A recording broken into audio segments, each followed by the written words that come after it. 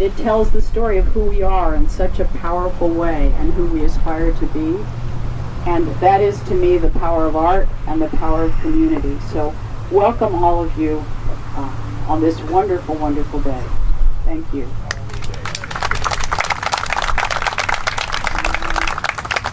And we're now going to hear from Karen Goldman, whose brainchild, I believe this was many years ago. I remember sitting on my couch talking to her about it. So welcome, Karen. Okay. I am the co-founder and executive director of Compassionate St Augustine, and the fact that we are standing here to dedicate this beautiful obelisk, one of 25 that was part of our citywide Obelisk Art 450th Public Art Commemoration, is groundbreaking, even if we literally aren't breaking any ground today. It's groundbreaking because Compassionate St. Augustine's OA 450 was the first officially approved public art project in our city's long storyline.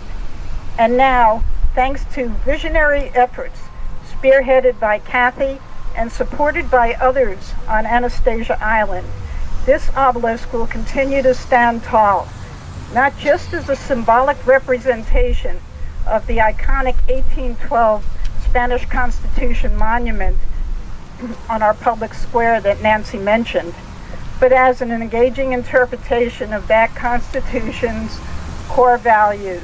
And at the risk of being redundant, they are freedom, democracy, human rights, and compassion. Before talking a bit more about the OA 450 project, allow me first to either introduce or reintroduce you to Compassionate St. Augustine. We began our efforts to be designated Compassionate St. Augustine in 2011. On September 9th, 2013, after 2.5 years of effective programs, we officially became the first compassionate city in Florida and the 20th in the world. Today, St. Augustine is considered one of the top 5 compassionate cities worldwide by the Charter for Compassion International because of the impact locally, nationally, and internationally of our innovative and multi-dimensional compassionate initiatives. Moreover, the collaborative and cooperative work we have done with our city manager, our commission, and other entities, city and county-wide, has resulted in several firsts for our community and compassionate cities worldwide. Good afternoon. My name is John Regan. I'm the city manager. Mayor Shaver, Commissioner Freeman, I'd like to thank you for all of your leadership to make this happen, because it's important to understand that at the end of the day, it's critical that the elected officials are coordinated, embrace, and have a willingness and totally understand what we're trying to do and support it. So hats off to our commission, and thank you to both of you for coming out this afternoon. Compassionate St. Augustine started in 2013. We became a compassionate city in September of 2013, and by September of 2014, we had joined with our sister city, Obelisk, to become the first joint sister cities that are embracing the Compassionate City program. So this started as a parade. These 25 obelisks, these things are called a parade, and placing them out into the public space really creates a mindfulness about compassion, about humanity, about all those things that are important. It was followed by the 27 obelisk projects of the children's, so compassion through the eyes of children, which when you looked at all 27 obelisks, you definitely got an insight that children get where we need to be going as a culture. So much so that when it came time to select a gift to give to the King and Queen of Spain, our city decided that we wanted to give the obelisk from the Wards Creek Elementary School to symbolize what we thought was most important about our city and what we were planning to do for the next 450 years. And that obelisk now resides in Madrid. I am humbled to be here, to work on this week, to touch it up. It got pretty badly sunburned. And to do it in this location beside Miki and Wolfgang, beside your amazing plants here. Golly, what you come off the bridge and you go, wow, they are beautiful. beautiful, and it's and to have this obelisk over here sharing this park with you guys, wow. Well, you have a consistent saying about peace, and it's done in different languages. The origin for that saying for me came out of my work in South America in a shantytown in Buenos Aires, where I learned a basic old Latin American saying, which is, peace is the fruit of justice. For our friend from Barcelona, la paz es fruto de la justicia. It sure is. So I put that into this obelisk.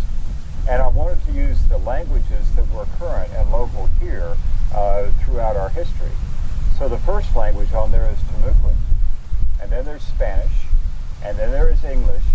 But then I found out that the obelisk actually makes a wonderful drum, because at the top it's got a high pitch, and as you go down and it gets wider, it's got a lower pitch.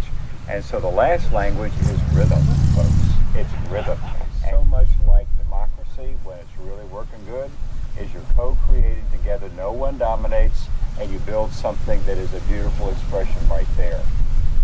The one time that I had one of those aha moments when this got very real was when I got the language translation of the Timucua from a professor up in Albany, New York, Bill. And I thought, geez, I wonder if I can pronounce this. And I thought, well, the people that wrote this were Spanish free, so they're going to be writing it as if this is how it would sound in Spanish. So I've got to go over there to get next to the Timucuan. So y'all come with me for a minute.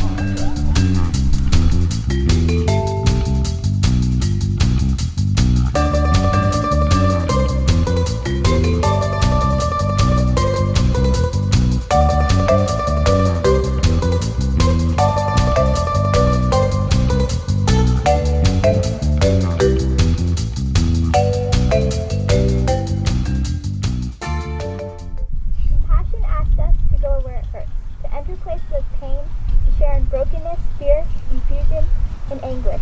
Compassion challenges us to cry out with those in misery, to mourn with those who are lonely, to weep with those in tears. Compassion requires us to be weak, vulnerable with the vulnerable, and powerless with the powerless. Compassion means full immersion in the condition of being human. By Henry Hill.